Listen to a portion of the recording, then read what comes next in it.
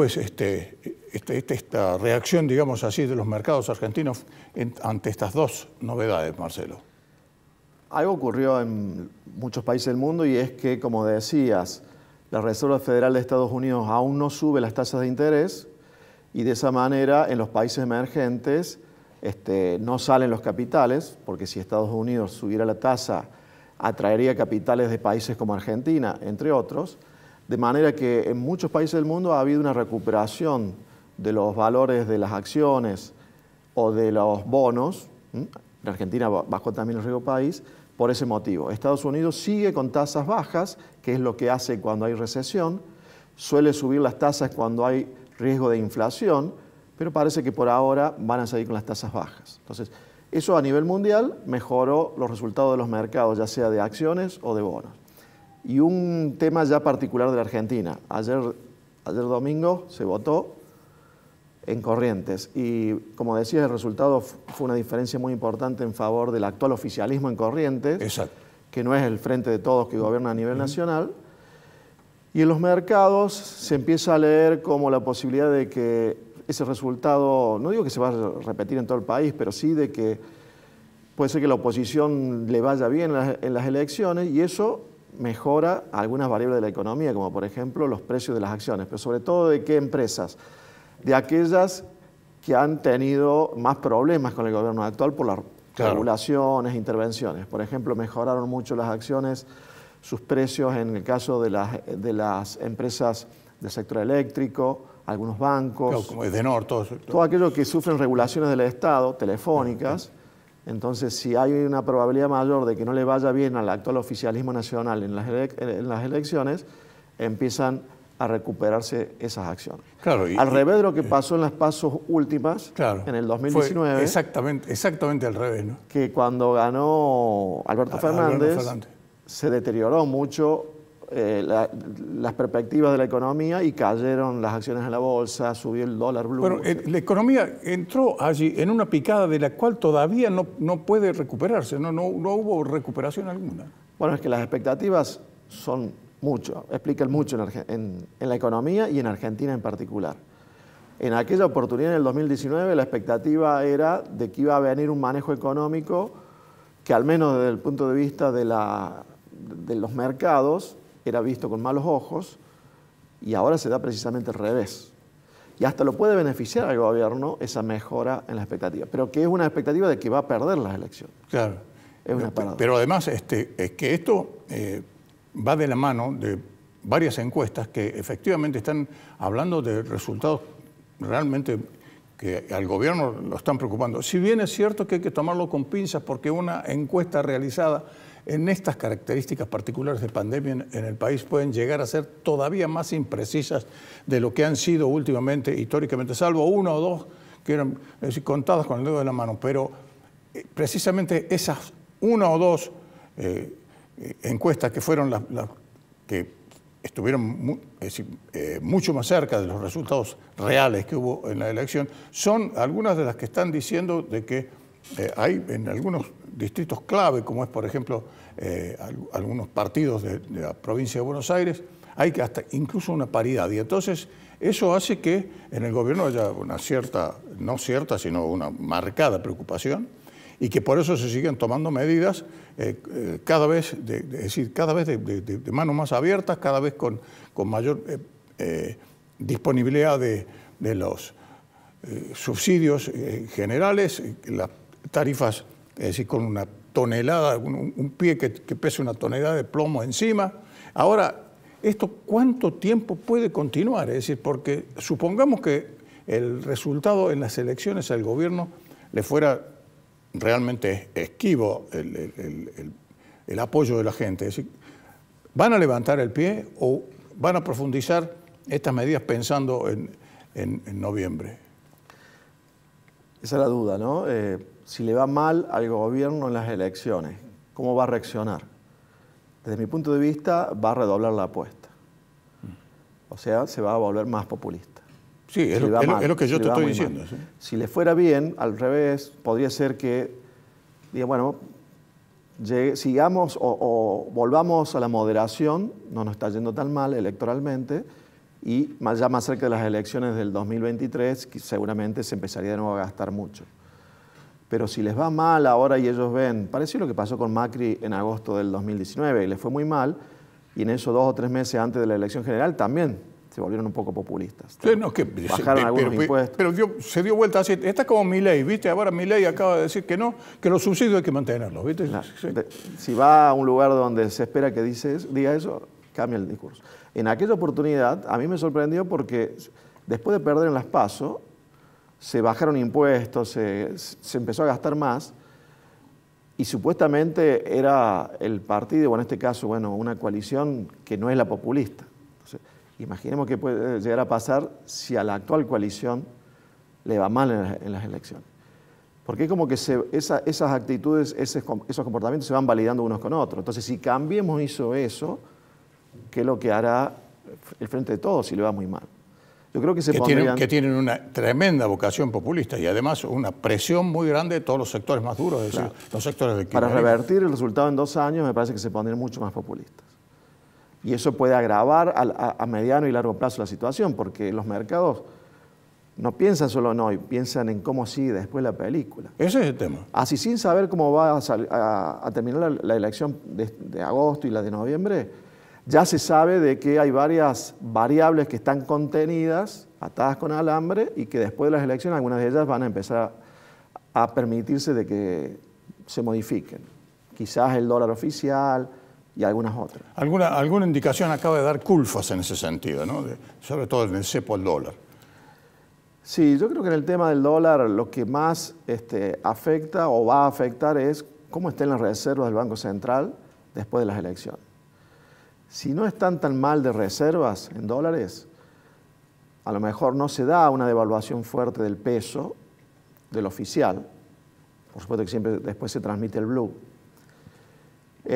Yo creo que hay 2 posibilidades. Una es que empiecen a acelerar las mini devaluaciones y que en vez de haber una suba brusca del tipo de cambio, que empiece a subir el dólar todos los meses 3-4%, para recuperarlo en varios meses.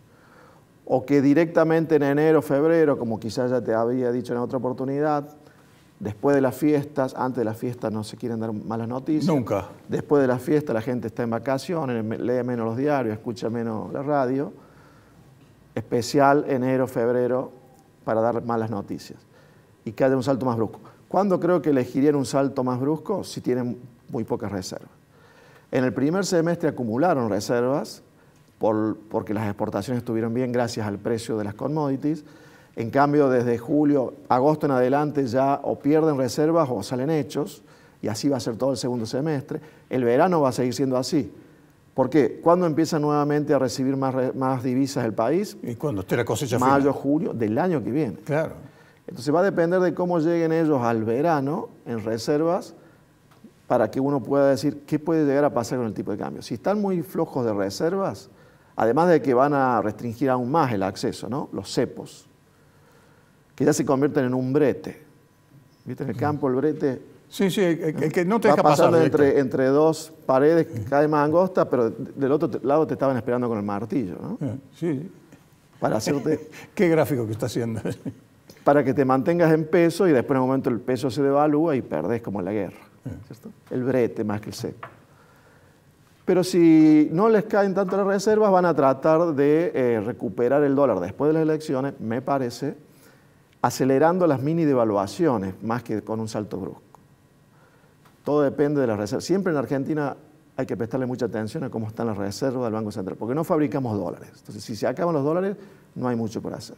Sí, evidentemente. De acuerdo a una, digamos así, una evaluación estrictamente técnica, sin tomar en cuenta lo que está sucediendo con lo político, con el cepo, con todo lo demás. ¿Cómo está hoy la paridad del peso en relación al dólar? El dólar oficial... La relación verdadera. ¿A dónde se acerca más? El dólar oficial, que está en torno a 102 pesos, tiene un leve retraso contra una referencia histórica, pero no tiene un gran retraso, al contrario de lo que piensa mucha gente. Muchos dicen, bueno, pero esos son los números que he estado leyendo, yo por eso quiero conocer tu punto de vista. Por supuesto está muy por debajo del dólar de Duhalde del 2002-2003 o del primer año de Néstor Kirchner. Está muy por debajo de ese valor, siempre hablando en términos reales, ¿no? En definitiva, es qué poder adquisitivo tiene el dólar en este momento en Argentina. Bastante por debajo del 2002-2003, debe estar como era el poder adquisitivo del dólar en el 2011. Y el 2011, ¿qué pasó en Argentina? Fue el año en el cual se dio el cepo de Cristina, el primer cepo. El primer cepo, efectivamente. Porque ya empezaron a tener problemas porque el dólar se les estaba atrasando. Entonces no estaba muy atrasado, estaba mucho más atrasado el dólar en el 2015, o sea, 4 años después, 4 años de cepo. Pero en el 2011 se había empezado a atrasar. Esa sería la situación. Hoy está en aquel nivel que en su momento fue el inicio del gran atraso y que después le tocó a Macri sincerar en el 2016, diciembre de 2015 y en el 2016, el valor del tipo de cambio. Pero no está tan atrasado. Muchos piensan que está muy atrasado porque hace, no sé, de marzo que aumenta menos el tipo de cambio que la inflación. Pero antes había subido mucho, 2018, 2019. Y habíamos llegado a un nivel donde estaba claro, el blue, que es el que la gente considera, estaba prácticamente a 200 pesos. Claro. Yo estoy hablando del dólar oficial, que sí, es el dólar oficial, es decir, el que le sirve al exportador, al importador. Después está el blue. El blue juega mucho con las expectativas. Ese tipo de cambio del blue de 182 pesos es como excesivamente alto para la economía real. Es decir, si el dólar comercial, el oficial, el de 102 pesos, de pronto estuviera en el valor del blue, sería muy alto. sí. Causaría primero una gran recesión, porque se nos caerían mucho los ingresos a los argentinos y eso haría que habría menos consumo y por ende recesión. Le serviría mucho a los exportadores, a los que compiten con los importados, pero sería demasiado alto. No le hace falta a Argentina un dólar de 185 pesos para ser competitivo. Quizás con un dólar de 130 pesos. Es el número que yo te iba a decir. Estaríamos bien para lo que es exportación e importación. Claro que en exportación... Pero allí estaríamos hablando ya de una devaluación cercana al 30%, no un dólar 130. Sí, una suba del 25%, aproximadamente. Que es lo que subió el tipo de cambio en enero del 2014 con Cristina, que fue la única maxi devaluación que hubo con Cristina, cuando era Fábrega el presidente del Banco Central, pero que tampoco fue una de las devaluaciones del peso más importante de Argentina. Que suba 25% el tipo de cambio es una suba intermedia para Argentina, por supuesto. Claro, en otros países del mundo sería es una hecatombe. Suba muy importante, claro, exactamente. Esa es la situación. Si tienen dólares van a tratar de aguantar porque van a empezar a pensar ya en la otra elección. Ahora, si dejan atrasar mucho el tipo de cambio porque tengan dólares y a su vez las tarifas y otros precios relativos que están atrasados, después siempre viene el momento en que alguien tiene que sincerarlo, que puede ser este gobierno o el que sigue. Y al que le toca hacerlo paga mucho costo político. Pero el tema es que si pensamos en el 2023, en el momento en que esta olla a presión ya tiene un nivel que está cercano a la válvula de seguridad, yo no sé si se llega de acá a 2 años, es decir, con este nivel de presión que hay en la economía. Podrían tener alguna chance de llegar sin tener que hacer un ajuste importante si se sigue repitiendo valores de las commodities como los de este año. Claro, porque dependiendo eso siempre les permite acumular reservas. En definitiva, Cristina siempre se mostró, hay mucha gente que la sigue, muy críticos del campo, de los ojeros, ¿no? Sí, realmente muy críticos. Pero la soja los ha salvado siempre. Sí. Tanto en el 2007-2008, 2011-2012 y de nuevo ahora. Si no fuera por el precio de la soja de este año, del maíz, del trigo, este año hubiese sido para la economía muy duro. Durísimo. Muy duro porque hubiesen tenido que subir el dólar, porque se quedaban sin reservas. Tenían prácticamente reservas cero desde el punto de vista de la libre disponibilidad antes que empezara a subir el precio de la soja y los otros derivados. Entonces, desde ese punto de vista lo salvó, si no hubiese sido mucho peor la evolución de la economía. Mirá que tuvimos pandemia y muchos problemas, hubiese sido mucho peor si no hubiésemos tenido los precios que tuvimos este año para el campo. Ojalá que se repitan porque al margen de todos los desaguisados que se producen en la economía y en el manejo de la economía, lo que pasa es que los que estamos abajo y la gran mayoría de la gente es la que sufre esos tropiezos casi inconcebibles que tiene el gobierno, de manera tal que a la gallinita de los huevos de oro hay que cuidarla. no va a caber otra. Hay que cuidar a los exportadores que generan las divisas y mejorar el discurso hacia el que produce, ¿no? Porque en definitiva los que producen son los que generan bienes y servicios para el resto de la población. Entonces, un poco más de cuidado en el discurso. Exactamente. Gracias, Marcelo. Y vamos a continuar.